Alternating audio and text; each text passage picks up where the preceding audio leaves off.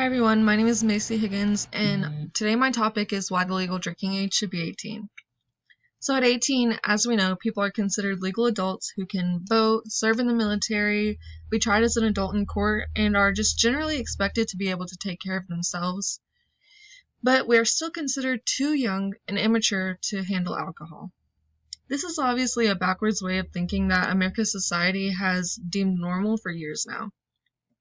By the end of this speech, I will prove that the U.S. government should change the legal drinking age to 18. American society expects 18-year-olds to be adults who can handle all of life's responsibilities, yet they are still told that they cannot take a drink of alcohol without some serious repercussions. Alcohol has been so demonetized in American culture that these teens are stripped of their label as adults when alcohol is brought into the conversation. In order to fully understand why we should change the legal drinking age, we first need to identify the issues the current drinking age is causing, recognize that there are solutions to these issues, and visualize a world in which the drinking age was 18. There are many issues concerning the current legal drinking age, but today I'll be discussing the three that I find especially concerning. Our first issue is that American society treats alcohol as something taboo, which increases teenagers' interest in drinking. Teens do not understand their limits or the effects of alcohol, causing them to make dangerous decisions regarding alcohol, especially when they go to college. According to the 2019 article, Should the Drinking Age Be Lowered from 21 to a Younger Age?, contributors for Britannica's Procon.org write in the following quote about lowering the drinking age. It would put an end to the perverse culture of secretiveness and abuse that has grown up around underage drinking. The idea here is that we have been treating alcohol as something that only has negative connotations, instead of as something that can be done safely and responsibly through educating our teens. This brings us to our second issue. Teenage drinking takes place in unsupervised and unsafe areas due to the fear of the repercussions for drinking. Contributors for the 2019 Britannica article also found that the current legal drinking age does not keep teens from drinking, but rather it pushes them to drink in places where it is significantly less safe. They are more likely to be in situations where their drinks can be easily drugged, they can become the victims of sexual assault, and where they are less likely to receive medical help in emergency situations due to the fear of the consequences of being caught. Lastly, the fear of consequences causes teens to make reckless decisions, and especially college students who cannot legally drink. It was found in the 2019 Britannica article that even in a situation where someone needed medical attention, it was more likely that the person's friends or other underage drinkers would not call the cops for help because they feared self-incrimination. Now that I have discussed the issues surrounding the current drinking age, let me move on to my next point, which is how we can solve these issues. There are three main tactics we will need to use to safely and successfully transition the lower drinking age.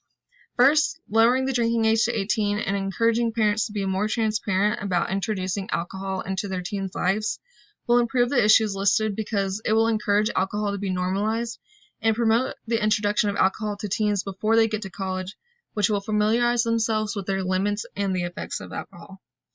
The National Youth Rights Association writes in their 2015 article, Solutions and Alternatives to the Drinking Age, that the previous methods of alcohol education have not been working, such as the Just Say No program that attempts to scare teens out of drinking and drugs. In fact, we have only seen an increase in drinking and illegal drug use since that program has been implemented. Editors for the American Addiction Center, Ryan Kelly, Scott Thomas, and Sophie Stein found in their 2020 article, Educating Children About Responsible Alcohol Use, that teaching teens the guidelines about how much alcohol is in a certain drink and explaining the potential perils of overage drinking will result in educated teens who take drinking more seriously. Next, permitting teens to drink at bars instead of secretly drinking at parties allows them to be in a safer place where they can be supervised while drinking.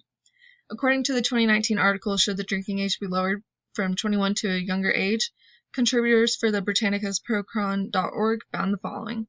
Prohibiting this age group from drinking in bars, restaurants, and other licensed locations causes them to drink in unsupervised places such as fraternity houses or house parties where they may be more prone to binge drinking and other unsafe behavior. Lastly, removing the consequences of underage drinking will encourage teens to call for help when they need it, which could be the difference between life and death.